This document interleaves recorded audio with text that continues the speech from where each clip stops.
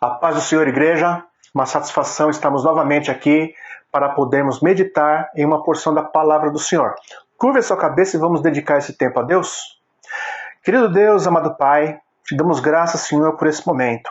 Te agradecemos a Deus porque nesta terra o teu nome, o nome do teu Filho Jesus Cristo, a consagração ao Espírito Santo ainda se faz de forma livre, Senhor, sem impedimento. Te damos graças, Senhor, porque podemos falar do teu evangelho nesta terra. E é isso que estamos fazendo nesse momento, Senhor. Vamos falar da tua palavra. Pedimos a Deus que o teu Espírito Santo nos dê entendimento espiritual para aprendermos aquilo que vamos meditar nesta noite. E aprender, Senhor, significa mais do que ter entendimento acadêmico, entendimento humano. Nós queremos ter entendimento espiritual, Senhor. Queremos aplicar em nossas vidas os ensinamentos que o Senhor há de nos dar esta noite. Pedimos isso, Senhor, no excelso nome do teu Filho Jesus Cristo. Amém. Então, queridos, vamos lá. Sobre o que vamos falar hoje? Como a Bíblia tem vários exemplos de pessoas que servem para nós, ou como exemplos bons, ou como exemplos maus, e a gente, durante muito tempo, tem estudado isso, hoje vamos ver um exemplo bom. Vamos falar de um homem chamado Ezequias, que foi rei lá de Judá. O rei Ezequias foi considerado, pelas próprias Escrituras, como o melhor rei depois do rei Davi. Vamos lá. Você gosta de ser elogiado, provavelmente, não é? As pessoas sempre gostam de ser reconhecida por algum motivo, ou pelo que ela é, ou por alguma coisa que ela fez. E é muito bom quando a gente é reconhecido.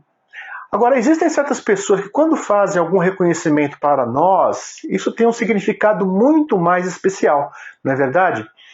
Então, vamos lá. Olha só o que Deus fala a respeito desse rei chamado Ezequias. Está lá no segundo livro dos Reis, capítulo 18, verso 5.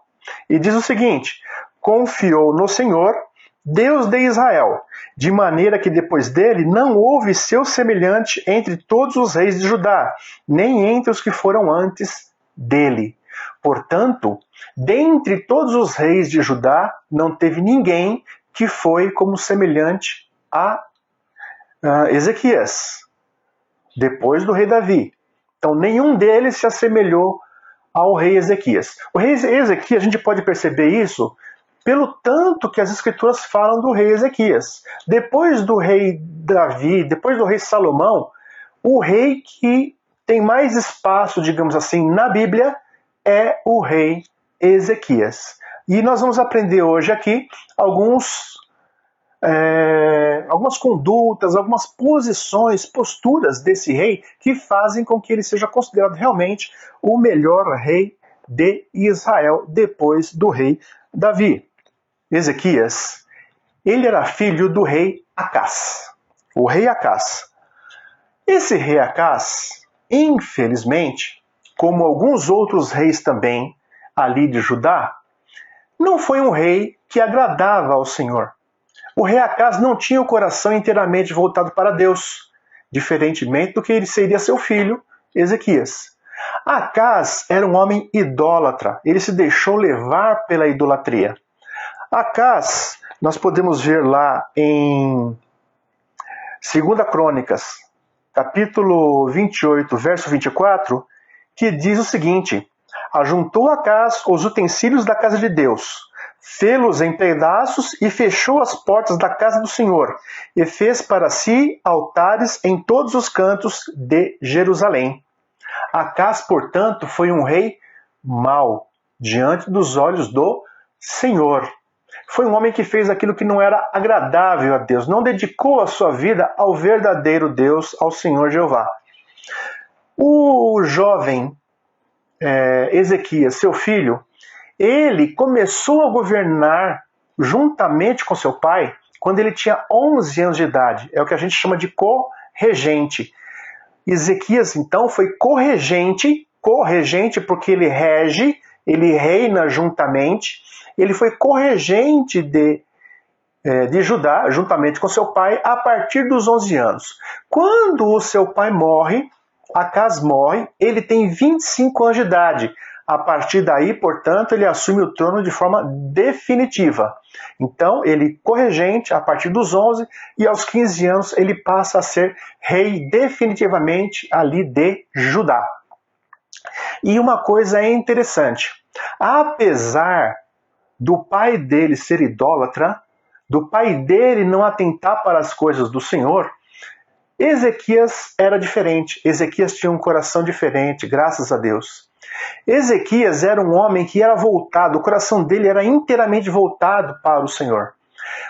Quem ministrava naquela época como profeta ali no reino de Judá era o profeta Isaías. O profeta Isaías ele é conhecido como um profeta chamado palaciano, porque era um profeta que tinha acesso ao palácio.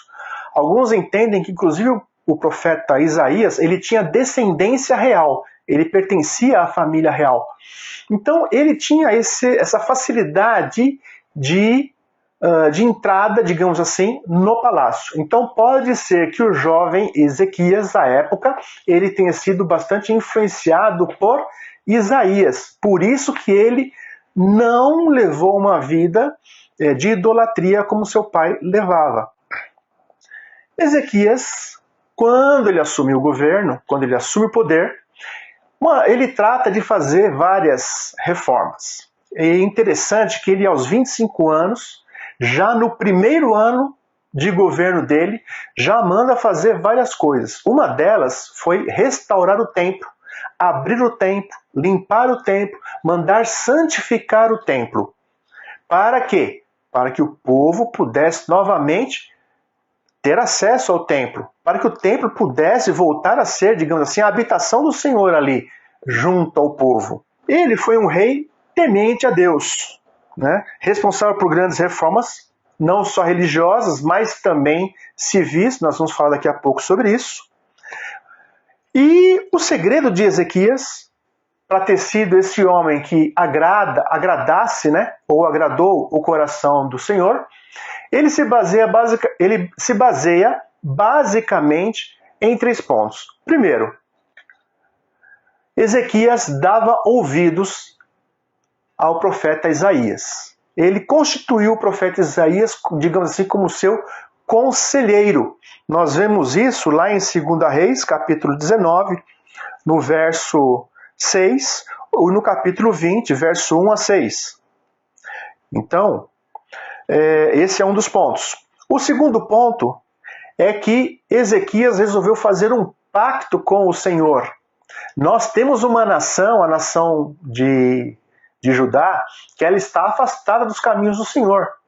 Vira e mexe, entrava um rei no governo que não tinha dedicação, como teve Davi, como teve o rei Asa, como teve o rei Josafá, e como tinha agora o rei Ezequias.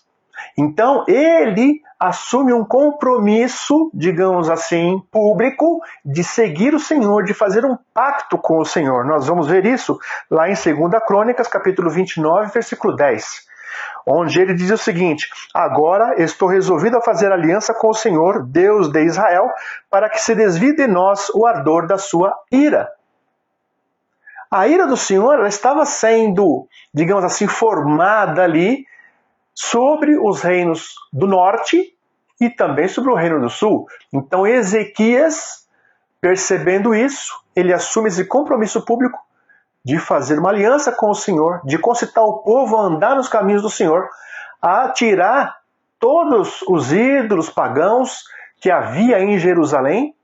É muito difícil a gente imaginar isso dentro de Jerusalém, haver altares para deuses estranhos, mas havia a época.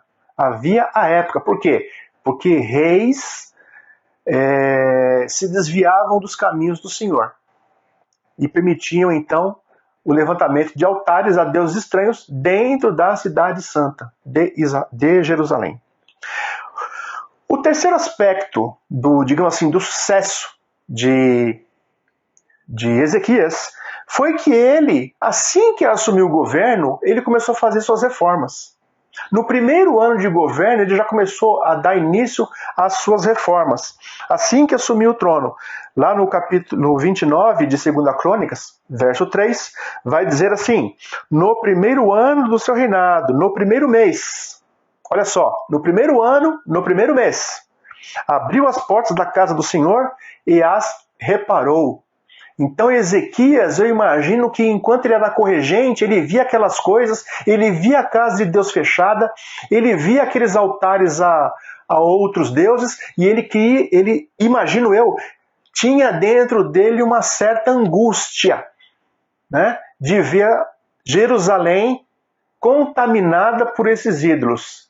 A primeira das providências que ele toma quando ele assume o governo é restaurar a casa do Senhor. Então Ezequias tinha esse coração voltado para Deus. Isso aí tem que ser um exemplo para nós, queridos. Esse coração de Ezequias voltado para o Senhor, esse desejo de restaurar a casa, de trazer o Senhor conosco, de estarmos com o Senhor, andando com o Senhor. Esse era o desejo ali de Ezequias e que devemos trazer também para as nossas vidas. Andar fora dos caminhos do Senhor só vai nos levar a sofrimento, angústia, dor. Tá bem? Nós vamos ver aqui, nessa aula, um dos temas dessa aula aqui, é que mesmo andando nos caminhos do Senhor, nós não estamos apartados de sermos submetidos a problemas, a angústias. Mas tendo o Senhor como nosso refúgio, nós podemos passar em vitória a isso. Tá bem? Mas quando estamos afastados do Senhor e nos sobrevém a tristeza e a angústia, estamos totalmente desamparados. Ezequias, como nós dissemos, ele fez várias reformas ali em Judá. Reformas tanto religiosas quanto reformas civis. Reformas religiosas, por exemplo, o que ele fez? Assim que assumiu o trono, como acabamos de ler, limpou o templo, restaurou o templo, recolocou os altares no lugar próprio, ele reorganizou os turnos dos sacerdotes e dos levitas, ele destruiu os ídolos pagãos, os altares que havia também para esses ídolos, ele instituiu ofertas para a manutenção do sustento ali dos ministros religiosos. Como nós lemos agora há pouco, ele refez um pacto com o Senhor, compromisso, assumindo, né? Compromisso e lealdade com o Senhor. E uma coisa importante, ele comemorou a Páscoa. Aí você vai falar assim, mas Páscoa tem todo ano? Não tinha todo ano. Infelizmente, o povo de Deus estava tão desviado dos caminhos do Senhor que não comemorava mais a Páscoa. Assim que ele assume, ele reorganiza, ele chama os sacerdotes, ele chama os levitas e expõe o plano dele. Falou, vamos fazer a Páscoa. E é interessante porque estava fora da época da Páscoa. Mas Ezequias entendia que existia uma urgência de se celebrar a Páscoa. E ele resolve celebrar a Páscoa fora da época da Páscoa. E ele ali consulta as pessoas, os líderes, os sacerdotes, e ele inflama o coração dessas pessoas, e eles concordam com Ezequias. Vamos celebrar a Páscoa, mesmo que seja fora da época. O importante é celebrar a Páscoa. Então, ele se organiza para celebrar a Páscoa. E é interessante que Deus se agrada disso. Deus se agrada disso, desse coração disposto, ainda que não fosse a época. Porque Deus, queridos, Ele não é legalista. Deus não é legalista. Deus não se aprende a esses detalhes. A gente vê no ministério de Jesus, quantas vezes Jesus curou no sábado. As pessoas ficavam olhando. Olha, será que ele vai curar? No sábado, será que ele vai curar? Ah, curou. Agora vai lá, aponta o dedo e acusa que curou no sábado. Não podia curar no sábado. Então, aqui é a mesma coisa. Deus mostra que acima do legalismo está o quê? Está um coração voltado para o Senhor. Davi, certa feita, ele comeu o pão que ficava dentro do que tinha sido consagrado dentro do tabernáculo. E Deus não o condenou por causa disso. Deus não o condenou. Então, a gente vê aqui que o coração disposto de Ezequias, ele, digamos assim, ele suplanta essa dificuldade técnica legal do calendário. O importante é celebrar a Páscoa. E ele manda convites, nós vamos falar isso daqui a pouquinho, mas ele manda convites para todo mundo para participar da Páscoa. Ele queria uma grande festa. E ele teve essa grande festa, ele conseguiu organizar essa grande festa. E ele também faz reforma de natureza civil. Então tem uma obra que Ezequias fez que é muito importante, que foi um aqueduto. Um aqueduto serve o quê? É um canal, né, para levar água.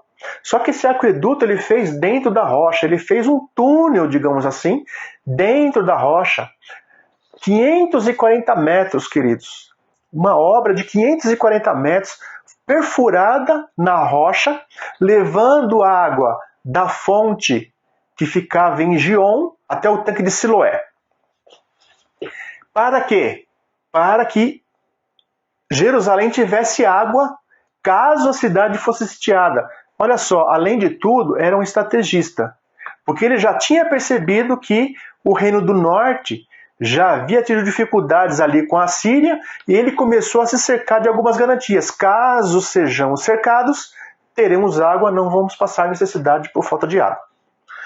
E ele também adotou uma outra estratégia, também visando a defesa de Jerusalém, que foi o quê? Tapar as fontes que ficavam próximas a Jerusalém.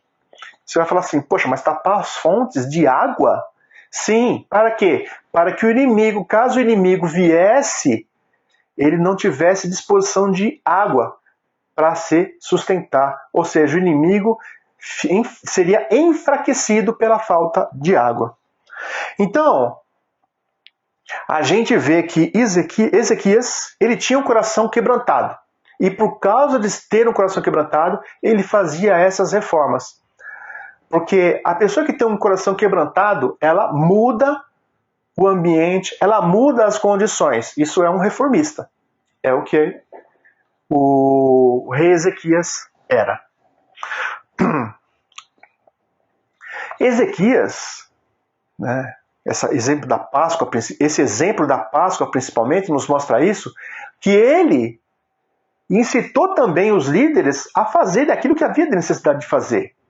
Ele também promoveu ali a reorganização dos turnos dos levitas, né, a adoração e tal. Então, nós vemos que realmente era um homem que tinha o coração totalmente voltado para a obra do Senhor. Nós, volto a falar, queridos, nós precisamos ter Ezequias como um exemplo de vida. A gente pode aprender de várias formas. A gente pode dar uma das formas que as pessoas mais gostam aí de aprender, infelizmente, é dando cabeçada, não é? Errando. Mas Deus já deu tantos exemplos para nós de pessoas que acertaram, de pessoas que erraram. Ezequias tem um atestado aqui dizendo que ele foi um bom rei. No verso 3 do capítulo 18, lá de segundo Reis, diz: fez ele o que era reto perante o Senhor, segundo tudo o que fizera Davi seu pai. Isso aqui, queridos, é o que eu chamo de atestado. É Deus dando um atestado para a pessoa e dizendo que ela foi aprovada. Ezequias foi aprovado no julgamento de Deus. E nós? Será que temos também um atestado desse diante do Pai? Estamos fazendo o que é reto diante do Senhor? Estamos buscando o Senhor de todo o coração, de toda a força, de toda a mente? Estamos buscando o Senhor? Convido você a meditar sobre isso. Se nosso coração está totalmente voltado ao Senhor, assim como era o coração de Ezequias.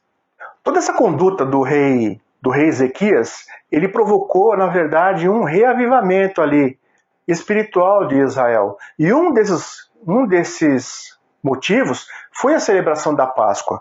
Lá em 2 Crônicas, capítulo 30, verso 1, 2 e 3, nós vamos ler o seguinte: depois disto, Ezequias enviou mensageiros por todo Israel e Judá.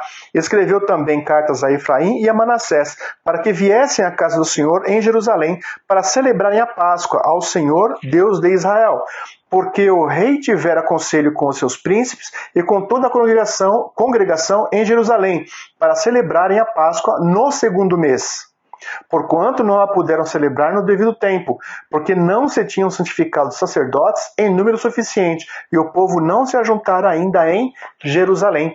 Então, como nós dissemos antes, a primeira providência dele, uma das primeiras providências, foi programar a Páscoa. E isso foi motivo de reavivamento ali de Judá, né, do povo do Senhor. Dentro desses preparativos, ele mandou cartas para várias autoridades. Para o povo, né? Inclusive para o povo que era do norte, que não era mais do reino de Judá, né? Mas que pertencia ainda ao povo de Israel. Só que, por incrível que pareça, algumas pessoas até zombaram quando receberam o convite. Tá? Infelizmente, queridos, nós vamos ver isso, né? Que as pessoas, às vezes, vão receber um convite para participar de alguma coisa santa, participar de alguma coisa que vai abençoar a vida delas, mas elas farão pouco caso. Você talvez já tenha acontecido com você. Talvez você mesmo já tenha sido uma das pessoas que, quando recebeu um convite para ir à igreja, você zombou. Hoje você está na igreja, hoje você convida outra pessoa e talvez essa pessoa não se interessa. Mas o rei Ezequias, ele ainda assim prosseguiu nos seus preparativos ali para a feitura da festa da Páscoa. Tá lá, ó, verso 10 e 11, né? Da 2 Crônica, capítulo 30. Os correios foram passando de cidade em cidade, pela terra de Efraim e Manassés até Zebulon. Porém, riram-se e zombaram deles. Todavia, alguns de Asser, de Manassés e de Zebulon se humilharam e foram a Jerusalém. Então, queridos, é como uma pescaria. A rede é jogada. Nem todos os peixes serão pegos. Alguns serão. Tá bem? Então, foi feito o convite. Alguns foram, outros riram. Tá bem? Então, quem foi abençoado? Provavelmente aqueles que atenderam ao chamado, não é verdade? E Deus está chamando. Todo dia Deus chama. Cumpre a nós atendemos ao chamado do Senhor. E tem a última passagem que nós vamos comentar aqui a respeito da vida do rei Ezequias. É a passagem com o rei Senaqueribe. Vejam o que tinha acontecido já. A Assíria era o grande império da época. Assim como o Egito já tinha sido um grande império, o grande império que havia na época era o império da Assíria. A Assíria, ela já havia conquistado, invadido, né, e conquistado ali o Reino do Norte. O Reino do Norte já não existia mais. Já não havia mais. As pessoas saíram do reino. Assim que a Assíria dominou o Reino do Norte, eles começaram a fazer. O Reino da Síria começou a fazer uma miscelânea do povo, levando o povo da Síria para a terra de Israel e tirando gente da terra de Israel e levando lá para a Síria. Fez uma miscigenação dos povos. Um dos motivos pelos quais, nos tempos de Jesus, os judeus são tão, digamos assim, preconceituosos contra os samaritanos é por causa justamente de que os samaritanos é essa mistura de povo. Povo judeu, que era o povo de Israel, com o povo da Assíria, que veio de várias partes do mundo. Então não era mais um povo, digamos assim, puro aos olhos dos judeus. E o rei Ezequias, já sabendo o que havia acontecido ali com o Reino do Norte, ele tinha ideia de que em algum momento ele ia ter que passar alguma situação aí também com o rei da Síria. Tanto que ele adotou aquelas duas providências que nós comentamos. Construiu o aqueduto dentro de Israel, para garantir água dentro da cidade de Jerusalém, melhor dizendo, e tapou os buracos, ou melhor, tapou os poços de água que ficavam à volta de Jerusalém. Muito bem. A Assíria, como já tinha conquistado o Reino do Norte, achou que podia fazer a mesma coisa com o Reino do Sul, com Judá. E tentou invadir Judá. Levou um grande exército às portas de Jerusalém. E ali, o que acontece? O povo ficou, digamos assim, totalmente amedrontado diante daquela situação. Imagine a sua cidade cercada por um exército enorme, tá bem? Vocês sem poder expressar nenhuma reação ali. E isso causou muito, como eu diria assim, muito temor ali, muito medo no rei, na sua corte, no povo, tá bem? Agora, não era só a questão da conquista, de estar cercado, também a humilhação. Existia um servo ali do exército assírio que afrontou não só o rei Ezequias, mas afrontou a Deus também com as suas palavras, dizendo que não havia Deus ali para salvar.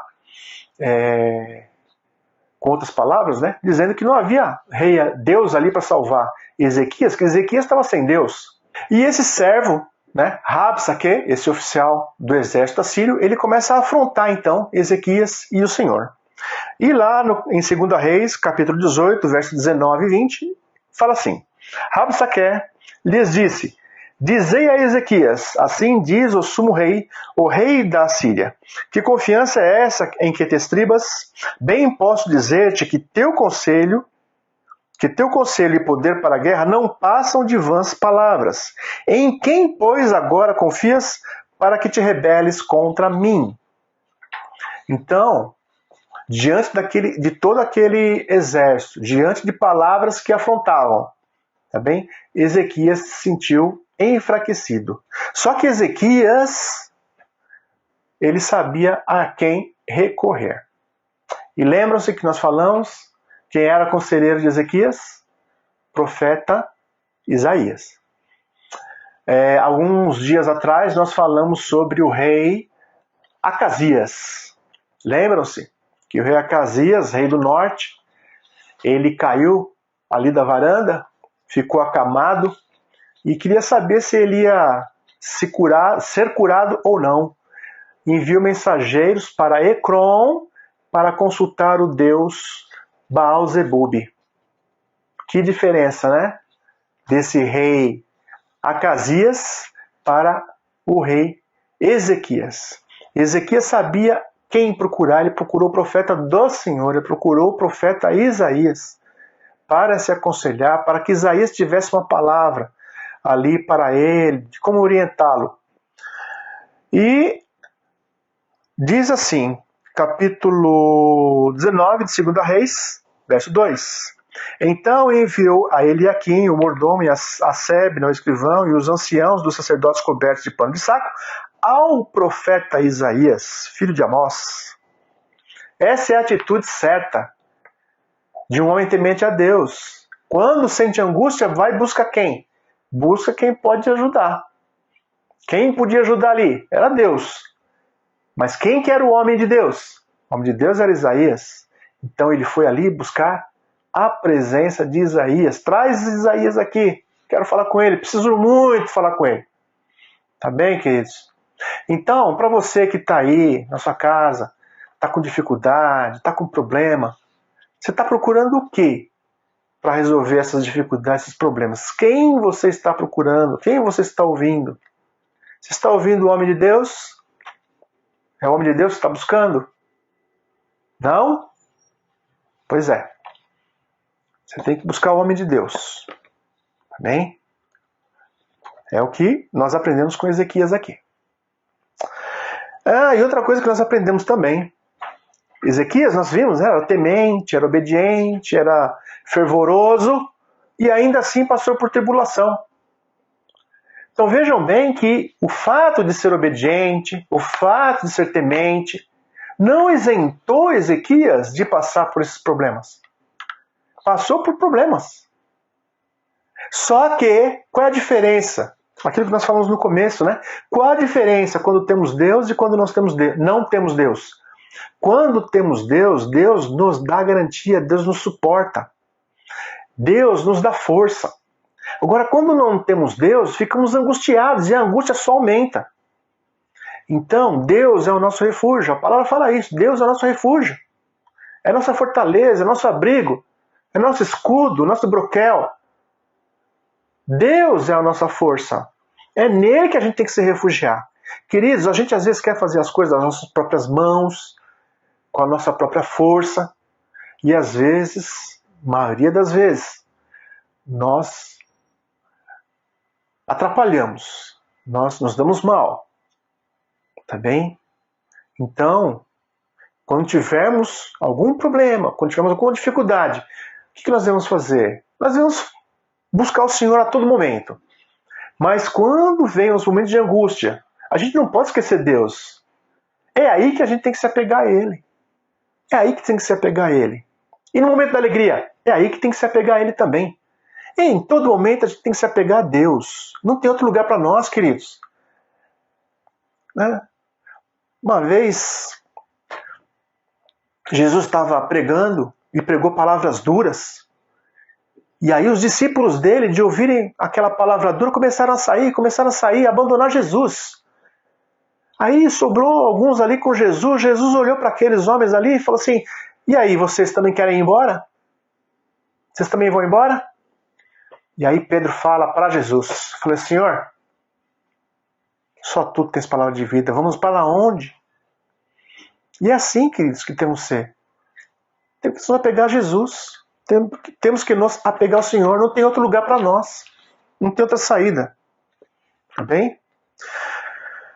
E aí, Ezequias, temeroso, busca a assistência ali de Isaías. Ele ora ao Senhor, uma oração fervorosa.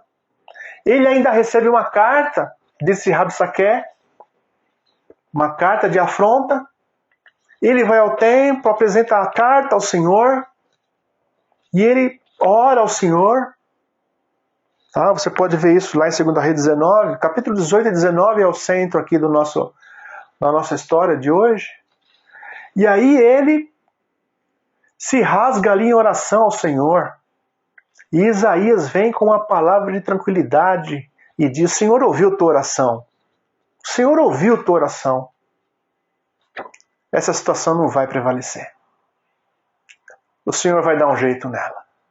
Queridos, quando a gente rasga o coração diante do Senhor, quando a gente é sincero diante do Senhor, a resposta vem. Deus não abandona. A gente precisa confiar em Senhor, no Senhor. Amém? E ali, queridos, a resposta veio na mesma noite. Né? Na mesma noite. Olha só, para encurtar a conversa aqui. Tá? Isaías, lá no livro de Isaías, capítulo 37, verso 36 e 37, diz assim: então saiu o anjo do Senhor e feriu o arraial dos assírios a 185.000. E, quando se levantaram os restantes pela manhã, eis que todos estes eram cadáveres. Retirou-se, pois, Senaqueribe, rei da Síria, e se foi. Voltou e ficou em Nínive. Então, queridos, o livramento de Jerusalém veio na mesma noite, com a mesma urgência. Eu achei interessante isso, parece alguma coisa assim que é paralelo, né? Com a mesma urgência que Ezequias tinha de adorar o Senhor, de restaurar o templo, de convocar a Páscoa, de mudar a história ali de Jerusalém, com a mesma pressa Deus veio também para garantir a vitória ali na vida de Ezequias e de todo o povo. Deus não deixou Ezequias, não deixou Jerusalém ali na mão. Agora, Jerusalém foi salva por um homem. Foi salva por... Sim, foi salva pelo anjo né? Mas eu quero dizer que ele foi salvo por Ezequias, porque Ezequias, ele foi um grande camarada que colocou o seu coração ali aos pés do Senhor. A vida dele era uma vida que honrava a Deus, e eu vejo ali que Deus atende a oração de Ezequias por causa dessa conduta de Ezequias. Então, queridos, essa ministração de hoje é isso. A vida de Ezequias é um exemplo fantástico, exemplo tremendo. Não é à toa que as próprias escrituras dizem que foi, depois de Davi, o melhor rei, que antes dele não teve nenhum outro igual, e que depois dele também não teve outro igual. Tá bem? Houve vários reis bons em Judá. O rei Asa, o rei Josafá, o rei Josias, que viria depois, mas nenhum deles teve o destaque que teve o rei Ezequias. E com o rei Ezequias, então, se a gente pode resumir essa meditação de hoje, o que nós podemos falar? Nós aprendemos o quê? A ter um coração temente, a ter um coração voltado ao Senhor, a ter sede de fazer aquilo que agrada ao Senhor. Não é verdade? Nós aprendemos também que a gente deve se acercar de bons conselheiros, de pessoas que nos levam para um grau maior de proximidade com o Senhor. Então, toma cuidado. De quem você está se acercando? Quem você está usando para buscar os seus conselhos? Cuidado. Olhe para as pessoas que você está se cercando. E, por último, a gente tem que buscar a quem pode nos salvar. Quem pode nos salvar é Deus. Não tem outro Salvador. Não tem outro nome nessa terra no qual podemos ser salvos. Nós só somos salvos no nome do Senhor. Então é isso que nós aprendemos com o rei Ezequias. Queridos, finalizando aqui o nosso encontro, eu gostaria de consultar você que participa da obra do Senhor, você que tem assistido aos vídeos, você que tem frequentado os nossos cultos online, e você que frequenta a nossa igreja presencialmente, né? Voltamos aí com nossos cultos presenciais. Gostaria de convidar você a cumprir o mandamento do Senhor a respeito dos dízimos, de ofertas. Está sendo projetado na tela aqui os dados da nossa conta bancária, para a transferência bancária, para a Pix. Então, sinta-se confortável em cumprir esse mandamento do Senhor. Lembrando, uma das coisas que Ezequias fez foi justamente instituir, digamos assim, essa questão da colaboração para o sustento da obra do Senhor. Uma das coisas que também estava esquecida à época de Ezequias. Tá bem? Querido Deus, amado Pai, nós te damos graças, Senhor, pela tua palavra ministrada, pelo exemplo de Ezequias, ó Deus. Te agradecemos aqui também, Senhor, pelos dízimos e ofertas que são depositados na tua obra, Senhor. Pedimos ao Pai que o Senhor abençoe cada dizimista, cada ofertante, Senhor, que cumpre a tua palavra. E te pedimos também, Senhor, que o Senhor abençoe a direção da igreja, para que cada centavo seja usado na tua obra, Senhor, com diligência, com sabedoria. Porque sabemos que o Senhor é um Deus de abundância, mas também sabemos que o Senhor não se agrada no desperdício. Então te pedimos, ó Deus, nos ajuda a sermos prudentes onde colocamos o dinheiro que foi santificado no gasofilácio da tua igreja. Pai, nos dá mais uma continuidade dessa semana, na tua paz, na tua saúde. Pedimos, ó Deus, seja conosco, Senhor, nos ajuda a andarmos na tua presença, glorificamos o teu nome, nos ajuda, Senhor, a termos um coração, assim como nós aprendemos hoje, o coração de Ezequias, ó Deus. Nos ajuda a termos um coração totalmente voltado a ti, Senhor, a fazer a tua obra, a fazer, Senhor, aquilo que é reto diante do Senhor, e que se em algum momento, ó Deus, nós passarmos por dificuldades, ó Senhor, podemos nos voltar a Ti, possamos nos voltar a Ti, Senhor. Que esqueçamos a nossa própria força, que esqueçamos que existem outros meios aí E em primeiro lugar, que a gente possa dedicar o nosso coração a te buscar, seja na alegria, seja na tristeza, em nome de Jesus. Queridos, vá na paz, Deus abençoe e santifique a tua vida em nome de Jesus. Amém.